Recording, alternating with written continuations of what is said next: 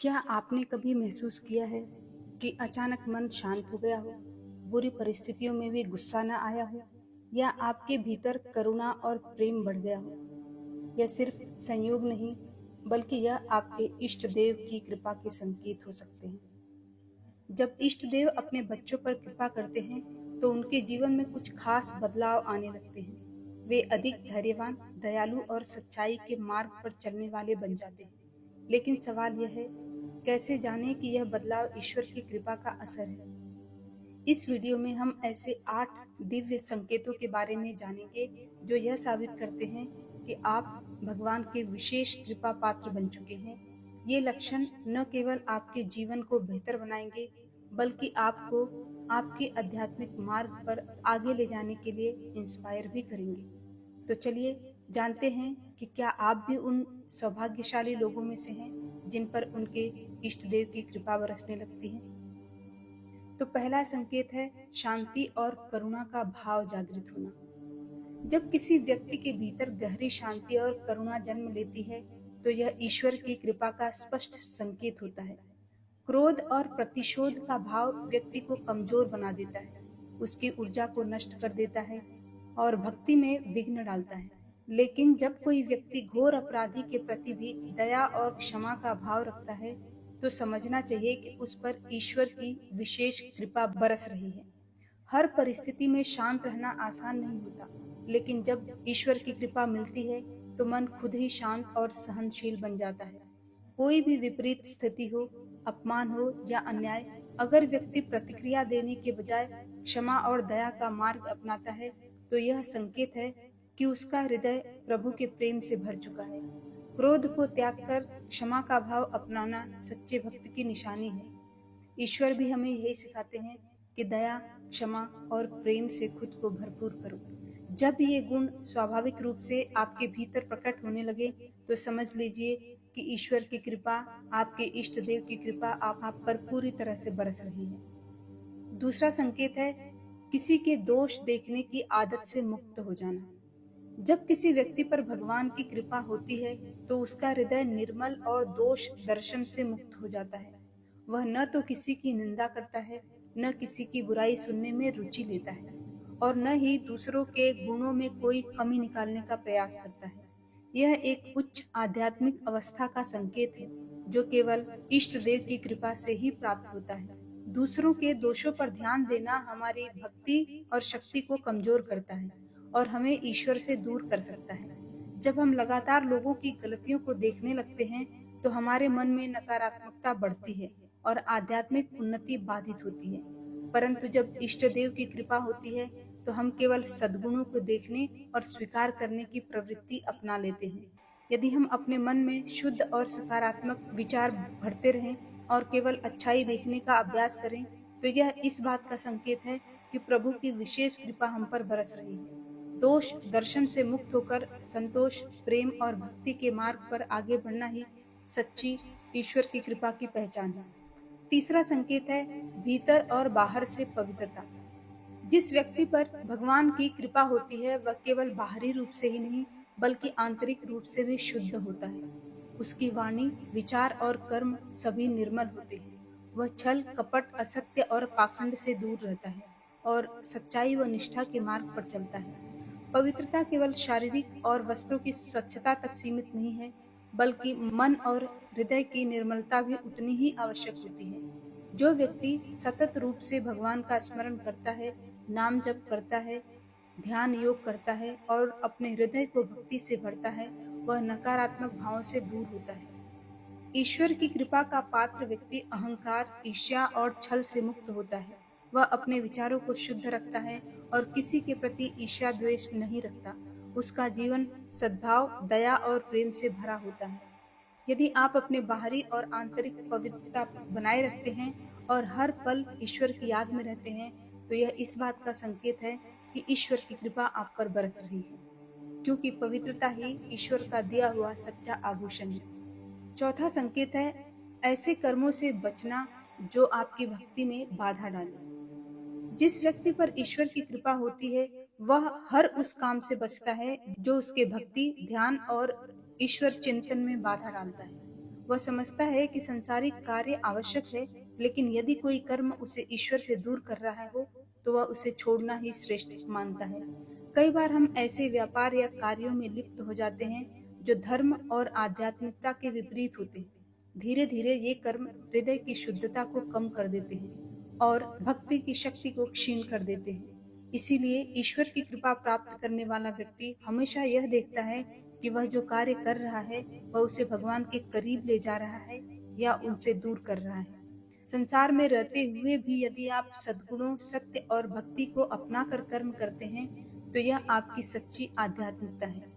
हमें केवल उन्हीं कार्यों को अपनाना चाहिए जो हमारे मन और आत्मा को शुद्ध करें और हमें भगवान के स्मरण में डुबो दे। यदि आपके भीतर यह गुण बढ़ रहे हैं तो ईश्वर की कृपा का संकेत है। पांचवा संकेत है भक्ति का फल सभी को समर्पित कर देना। जिस भी व्यक्ति पर ईश्वर की कृपा होती है वह अपने भक्ति और साधना का फल केवल अपने लिए नहीं रखता, बल्कि संपूर्ण सृष्टि के कल्याण के लिए इसे समर्पित कर देता है। उसका हृदय इतना विस्तृत और करुणामय होता है कि वह अपनी आध्यात्मिक शक्ति का उपयोग दूसरों के सुख, समृद्धि और उत्थान के लिए करता है। जो व्यक्ति केवल स्वयं की इच्छाओं और लाभ के लिए भक्ति करता है उसका समर्पण सीमित रहता है, लेकिन जो अपने भक्ति का फल पूरे विश्व के कल्याण के लिए अर्पित करता है वह प्रभु के और निकट आ जाता है। ऐसे व्यक्ति की भक्ति स्वार्थ रहित और निश्चल होती है। सच्ची भक्ति का अर्थ केवल स्वयं के मोक्ष की कामना नहीं है, बल्कि यह दूसरों के कष्टों को कम करने और सभी के जीवन में शांति और प्रेम लाने का एक साधन है। जब आप अपनी भक्ति को सर्वे भवन्तु सुखिनः की भावना से करते हैं तो आपकी भक्ति पूर्ण होती है और यही ईश्वर की कृपा का असली संकेत है। छठा संकेत है अपने भक्ति से कोई स्वार्थ न रखना। ईश्वर की कृपा पाने वाले व्यक्ति की सबसे बड़ी विशेषता यह होती है कि वह अपनी भक्ति से कोई सांसारिक लाभ नहीं चाहता।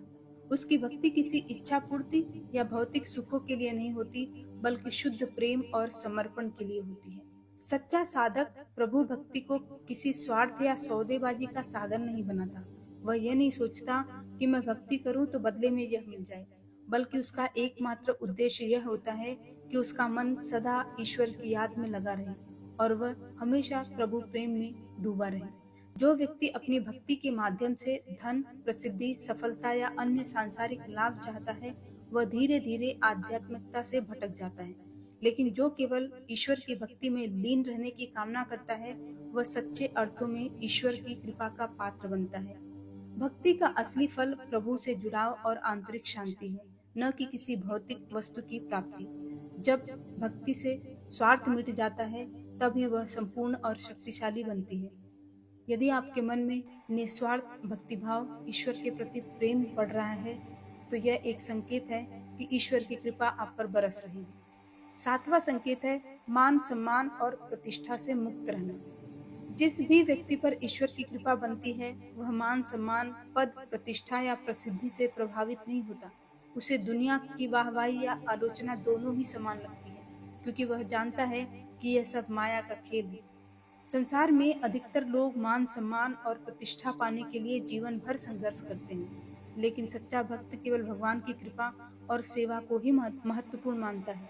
अगर कोई उसकी प्रशंसा करता है तो उसका हृदय इससे गर्वित नहीं होता, और अगर कोई उसकी आलोचना करता है तो वह दुखी नहीं होता।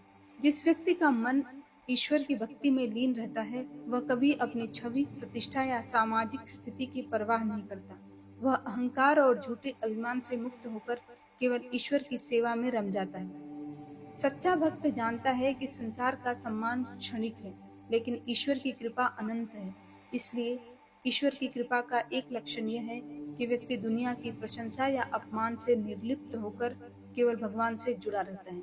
आठवां संकेत है सभी प्राणियों के प्रति दया, पर किसी से ममता लगाव नहीं। ईश्वर की कृपा प्राप्त करने वाले व्यक्ति का हृदय सभी प्राणियों के प्रति दया और करुणा से भर जाता है, लेकिन वह किसी से भी अत्यधिक ममता नहीं करता, लगाव नहीं बढ़ाता।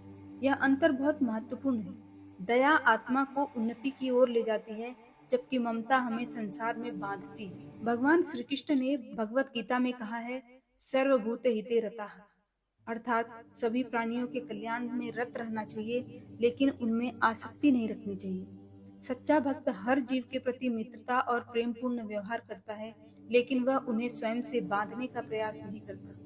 ममता से व्यक्ति किसी को अपना मानकर उस पर अधिकार जमाने लगता है, जबकि करुणा हमें निस्वार्थ सेवा और त्याग की भावना सिखाती है। माता पिता, संतान, मित्र या किसी भी संबंध में यदि ममता आ जाए तो वह हमें मोह में फंसा सकती है, लेकिन करुणा हमें संसार से ऊपर उठाकर सभी के प्रति समान प्रेम करना सिखाती है। ईश्वर की कृपा का यह संकेत कि व्यक्ति दयालु तो होता है, लेकिन मोह और ममता से मुक्त होकर केवल ईश्वर की भक्ति में लीन रहता है। यह बताता है कि आपके जीवन में ईश्वर की मेहरबानी बनी हुई है। यदि आपके जीवन में ये 8 लक्षण दिखाई देने लगे तो समझ जाइए कि ईश्वर की कृपा आप पर बरस रही है, आपकी भक्ति का फल आपको मिल रहा है। यदि इनमें से कोई भी कमी महसूस हो तो सच्चे हृदय से ईश्वर को याद कीजिए, साधना कीजिए, प्रार्थना कीजिए, हे प्रभु, मुझे अपनी कृपा पर बनाए रखिए और मुझे अपने मार्ग पर चलने की शक्ति दीजिए। मुझे गाइड कीजिए। हर रोज सुबह शाम या जब भी मन में ईश्वर की याद आए, उनसे इस तरह का वार्तालाप करें।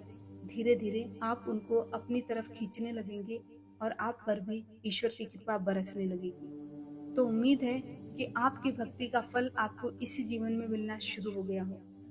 यही मेरी शुभकामना है। तो आज के लिए बस इतना ही। हम मिलते हैं नेक्स्ट वीडियो में एक नए टॉपिक के साथ।